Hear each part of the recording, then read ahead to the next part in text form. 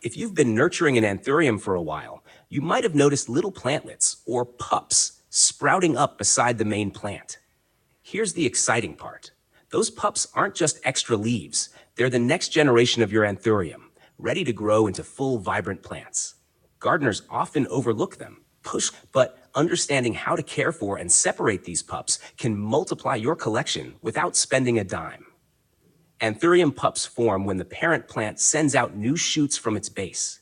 They share the root system at first, but once they develop their own roots, they can survive independently.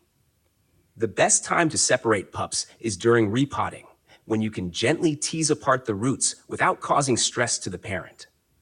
Each healthy pup, once potted in a well-draining mix and given proper humidity, has the potential to flourish into a thriving plant.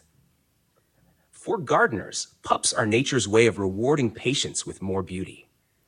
Instead of buying additional plants, you can propagate from your own collection, ensuring genetic continuity and healthier growth. Plus, sharing these pups with friends or plant communities builds connections and spreads the love of gardening. By mastering this simple technique, you'll not only expand your green space, but also gain deeper confidence as a plant caregiver.